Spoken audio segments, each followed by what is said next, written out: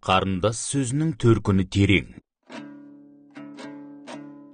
Адам табиғатында пәлеге, жалаға, жаманшылыққа бір табан жақын жүретіні, өзін танымай сырттан келетін жақсы жаманды айыра алмай жүретін енжарлығынан, көрсе қызар еліктегіш мақтаншақтығынан болады. Жақсылықты тез ұмытады, жаманшылықты жарты ғұмырына серік етеді. Жақсылық ұзақ тұрмайды, жаманшылық әркез тозбайды деген Абай, бөтен сөзбен былғанса сөз арасы, ол ақынның білімсіз бейшарасы.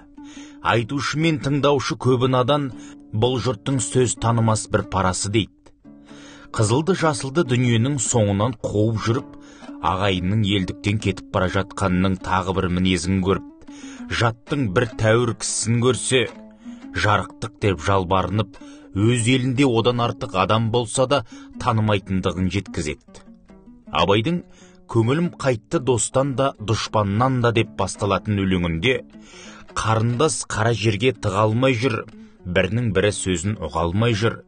Құда тамыр дос жаран қатын балаң, олар да бір қалыпты бола алмай жүр деп, мыңғатпар мұқтаждығының бір парасын айтпақ болады. Абайдың осы өлеңін мектеп жасымнан оқып жүрсем де, қарындас қара жерге тыға алмай жүр деген жолды ағасының қыз балаға деген өкпесі екен деп ұғып келіппін. Олай емес екен. Түркі тілдес халықтар қарындас, кардаш деп бірге туған бауырластарды айтады.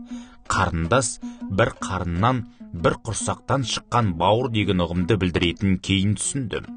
Бүгінгі таңда біздің сөз тіркесімізде қолданып жүрген апа, сіңілі, аға, іні, бауыр деп жүргеніміздің түп тамыры осы қарындас сөзі.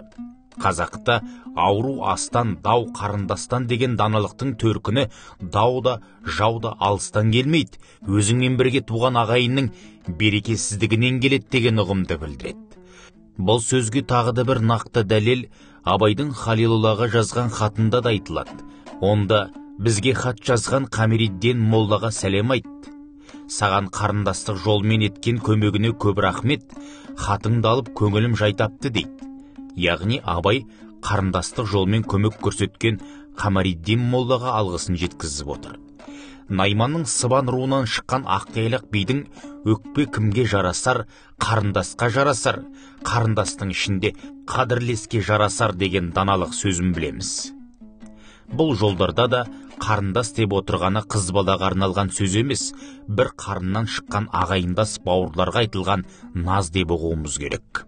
Ағайынның аты озғанша, ауылдасының тайы озсын деп ағайынның атын ауылдасының тайына қимағаны дау жанжалдың алдымен ағайыннан шығатынын айтқаны.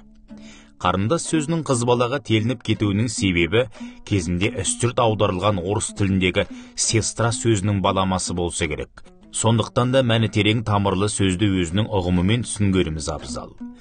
Мың жылда бір-ақ рет келетін ұлылардың үндестігінен бөлек, жаратылысынан жаны бай, болмысы бөлік адамдардың дүние танудағы сезіну қабілеті де бөлек.